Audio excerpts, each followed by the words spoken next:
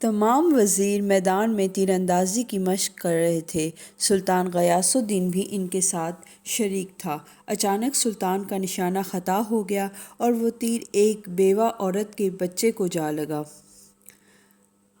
اس سے وہ مر گیا۔ سلطان کو پتہ نہ چل سکا۔ وہ عورت قاضی سلطان کی عدالت میں پہنچ گئی۔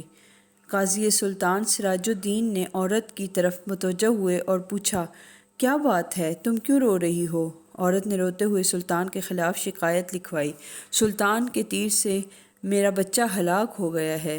قاضی سراج الدین نے عورت کی بات پوری توجہ سے سنی اور پھر اسی وقت سلطان کے نام خط لکھا۔ آپ کے خلاف شکایت آئی ہے، فوراً عدالت میں حاضر ہو جائیں اور اپنے خلاف آنے والی شکایت کا جواب دیں۔ پھر یہ حکم عدالت کے ایک پیادے کو دے کر ہدایت کی، یہ حکم نامہ فوراً سلطان کے پاس لے جاؤ۔ پیادے کو یہ حکم دے کر قاضی سراج الدین نے ایک کوڑا نکالا اور اپنی گدی کے نیچے چھپا دیا۔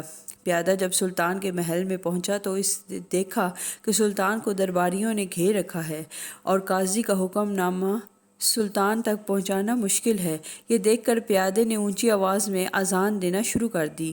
بے وقت اذان سن کر سلطان نے حکم دیا، اذان دینے والے کو میرے سامنے پیش کرو۔ پیادے کو سلطان کے سامنے پیش کیا گیا۔ سلطان نے گرج کر پوچھا، بے وقت اذان کیوں دے رہے تھے؟ قاضی سراج الدین نے آپ کو عدالت میں طلب کیا ہے، آپ فوراً میرے ساتھ عدالت چلیں۔ پیادے نے قاضی صاحب کا حکم نامہ سلطان کو دیتے ہوئے کہا۔ سلطان فوراً اٹھا، ایک چھوٹی سی تلوار اپنی آستین میں چھپا لی، پھر پیادے کے ساتھ عدالت پہنچا۔ قاضی صاحب نے بیٹھے بیٹھے مقتول کی ماں اور سلطان کے بیان باری باری سنے، پھر فیصلہ سنایا۔ غلطی سے ہو جانے والے قتل کی وجہ سے سلطان پر کفارہ اور اس کی برادری پر خون کی دیت آئے گی۔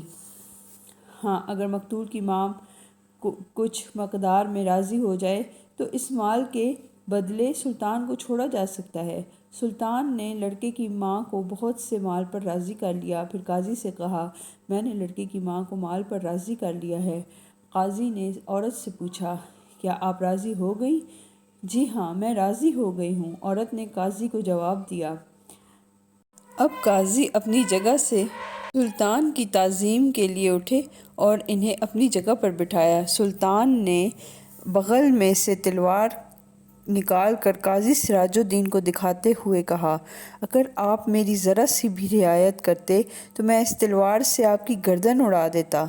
قاضی نے بھی اپنی گدی کے نیچے سے کوڑا نکال کر سلطان غیاث الدین کو دکھاتے ہوئے کہا، اور اگر آپ شریعت کا حکم ماننے سے ذرا بھی ہچکچاتے تو میں اس کوڑے سے آپ کی خبر لیتا۔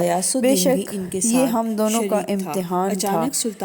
ایسے بھی حکمران تھے اور ایسے عادل منصفین تھے۔